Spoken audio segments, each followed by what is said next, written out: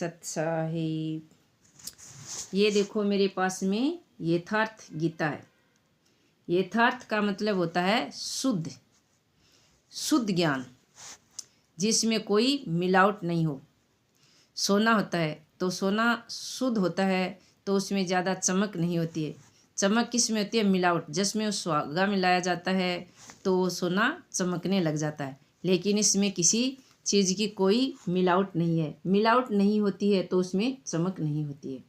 सीधा साधा ज्ञान है इसमें। विश्व गुरु भारत सृष्टि का आदि शास्त्र गीता।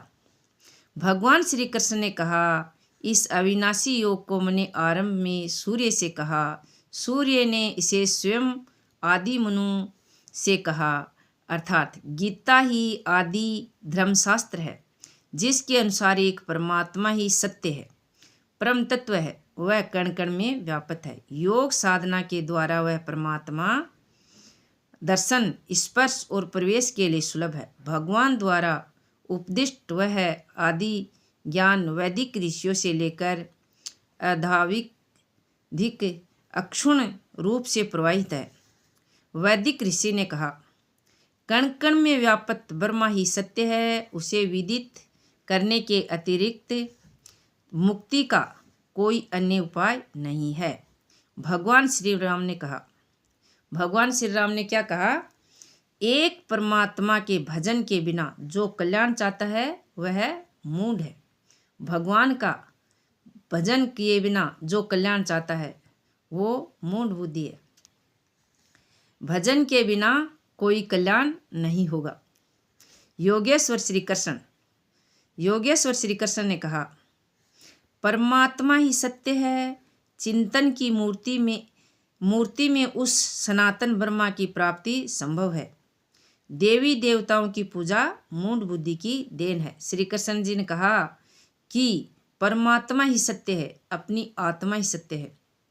इसके अलावा देवी देवताओं की पूजा मूढ़ बुद्धि है। महात्मा मूसा ने क्या कहा? तुमने ईश्वर से श्रद्धा हटाई, मूर्ति बनाई, इससे ईश्वर नाराज है। प्रार्थना में लग जाओ। महात्मा जरथुस्त्र ने कहा, अहूर मजदा ईश्वर की उपासना द्वारा हृदय में स्थित विकारों को नष्ट करो जो दुख के कारण हैं। अपने अंदर जो काम, क्रोध, मद, मोह, लोभ, ये जो विकार हैं, उन्हीं के को नष्ट करो जो दुख के कारण हैं। जो अपने अंदर में ऐसे विकार भरे हुए हैं उनको नष्ट करो जो दुख के कारण हैं। भगवान महावीर ने कहा, आत्मा ही सत्य है। कठोर तपस्या से इसी जन्म में जाना जा सकता है। आत्मा ही सत्य है।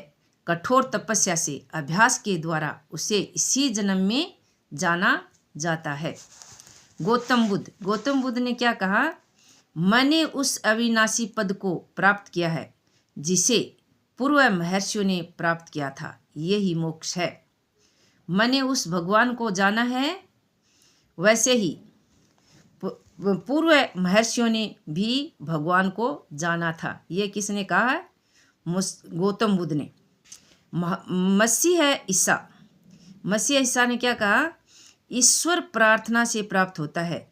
मेरे अर्थात सतगुरु के पास आओ, इसलिए कि ईश्वर को पुत्र कहलाओगे। मेरे और सतगुरु के पास आओ, इसीलिए कि ईश्वर के पुत्र कहलाओगे। हजरत मोहम्मद सल्लल्लाहु ने कहा, ला इल्लाह है मोहम्मद रसूलुल्लाह है। जर्रे जर्रे में व्यापक खुदा ईश्वर के सिवा कोई पूजनीय नहीं है। भगवान के सिवा कोई पूजनीय नहीं है। ये किसने कहा? हजरत मोहम्मद सल्लल्लाहु ने कहा। मोहम्मद अल्लाह के संदेश वाहक हैं। मोहम्मद क्या है? अल्लाह के संदेश वाहक है। आदि शंकराचार्य ने क्या कहा? ये क्या 1200 वर्ष पूर्व की पहले की बात है। जगत मिथ्या है, संसार झूठा है। मिथ्या का मतलब झूठा है, गलत है। इसमें सत्य है केवल हरि और उनका नाम। सत्य क्या है? हरि और उनका नाम। संत कबीर 600 वर्ष पूर्व हुए थे। संत कबीर ने कहा है, राम नाम अति दुर्लभ और ते नहीं काम, आदि अंत ओ युग राम ही ते संग्राम। राम से संघर्ष करो, वही कल्याणकारी है। गुरु नानक 500 वर्ष पूर्व हुए थे। एक ओंकार सतगुरु प्रसादी। एक ओंकार ही सत्य है, किंतु वह सतगुरु की कृपा का प्रसाद है। स्वामी दयानंद सरस्वती 200 वर्ष पूर्व हुए थे। अजर अमर अविनाशी एक परमात्मा की उपासना करें। किसकी? एक परमात्मा की उपासना करें। उस ईश्वर का मुख्य नाम ओम है। स्वामी श्री परमानंद जी महाराज ने कहा, भगवान जब कृपा करते हैं तो शत्रु मित्र हो जाते हैं। भगवान की जब कृपा होती है तो शत्रु मित्र हो जाते हैं, विपत्ति संपत्ति हो जाती है। भगवान सर्वत्र से देखते हैं। भगवान सब जगह देखते हैं। जहाँ अपन है वहाँ भगवान है। अपनी अंतरात्मा ही भगवान है, वो सब जगह है। अपन चाहते हैं जहाँ भगवान जाता है, लेकिन उसको पहचानो, अभ्यास के द्वारा पहचान होगी। ये बिंदु सभी गुरुओं के हैं। स्वामी परमानंद जी, भगवान जब कृपा करते हैं तो शत्रु मित्र हो जाते हैं, विपत्ति संपत्ति हो जाती है, और भगवान सर्वत्र से देखते हैं। भगवान दृष्टा है, भगवान सबको देखते हैं। अपना जो कर्म करते हैं वो सब देखते हैं, और कर्म संचय होते हैं और प्रारब्ध होकर अपने पास आते हैं। सत्साहेब।